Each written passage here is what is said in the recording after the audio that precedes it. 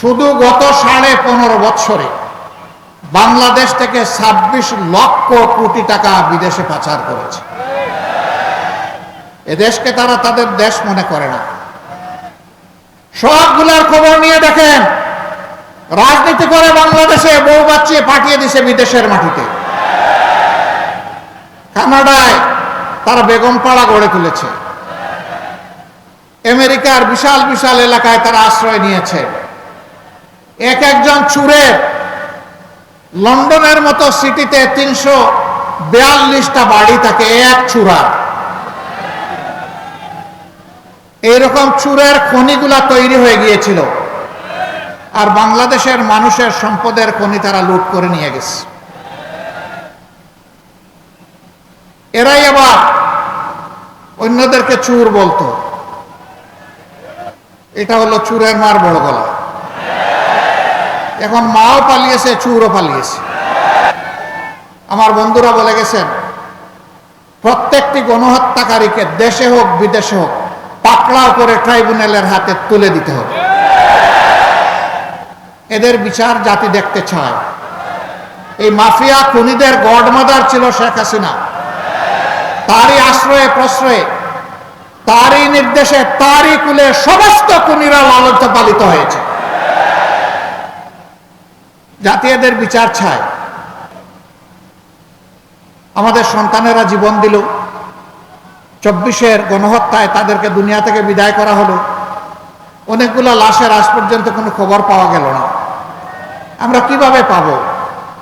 এই লাশগুলার খবর নিতে গিয়ে এখন দেখতে পাচ্ছি বাংলাদেশের বিভিন্ন জায়গায়, বিশেষ করে ঢাকার আশুলিয়ায় ট্রাক সারিবদ্ধ, লাশ ছুঁড়ে মারা হয়েছে ট্রাকের উপর, ছিটিয়ে দেওয়া হয়েছে এই লাশগুলার উপর পেট্রোল, ধরিয়ে দেওয়া হয়েছে আগুন, বানিয়ে ফেলা হয়েছে ছাই। এদের পরিচয় কোথায় পাবো বলেন? 3 এবং 4 তারিখ আগস্ট মাসের এই 2 দিন ইন্টারনেট বন্ধ করে ঢাকা এবং বাংলাদেশের বিভিন্ন জায়গায় যাদেরকে খুন করা হয়েছে সেই লাশগুলা তুলে নিয়ে গুম করে ফেলা হয়েছে। এদের হদিস কে পাবে? আজকে তাই যেখানেই যাই কিছু সন্তান হারানো মা বাপের কান্না শুনতে পাই। ছোট একজন পানের দোকানদার হকা, এই বেটা, এখানে যদি বসতে চাও, পান বিক্রি করতে চাও, সকালবেলার খাজনা দিয়ে তারপরে বসো। অসহায় মানুষ ভিক্ষার বাটি হাতে নিয়ে বসে, বলে এই ভিক্ষা তো করবা, কোথায় বসেছো জানো? এখানে ভিক্ষা করতে হলে খাজনা দিতে হবে। এই বাজে ঘাটে ঘাটে চাঁদা, জনে জনে চাঁদা অতিষ্ঠ। আমরা আল্লাহর নামে শপথ করে বলছি, হে সন্তানেরা, তোমরা যারা জীবন দিয়ে দুনিয়া থেকে বিদায় নিয়েছ, জাতিকে ঋণী করে মুক্তি দিয়েছ, শ্বাস রুদ্ধ করে এই জাতিকে আমরা কথা দিচ্ছি, তোমাদের স্বপ্নের বাংলাদেশ গড়ার পথে আমাদের আপোষহীন লড়াই চলবে ইনশাআল্লাহ। এই সমাজ থেকে চাঁদা, দুর্নীতি, দুঃশাসন যতক্ষণ পর্যন্ত বিদায় না নিবে, ততক্ষণ পর্যন্ত তোমরা যে স্লোগান দিয়েছ সেই স্লোগান আমাদের স্লোগান। তোমরা স্লোগান দিয়ে জানিয়ে দিয়েছ, এখনো স্লোগান দিচ্ছ, আবু সাইদ মুগ্ধ, শেষ হয়নি যুদ্ধ।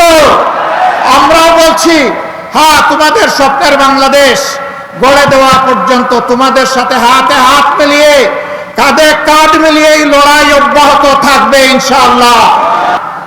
অবশ্যই নির্বাচন হতে হবে বাংলাদেশ, কিন্তু যেন তেন মার্কা নির্বাচন এই জাতি চায় না।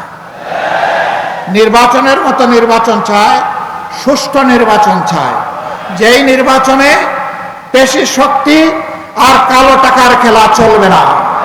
এমন একটা নির্বাচন আমরা চাই।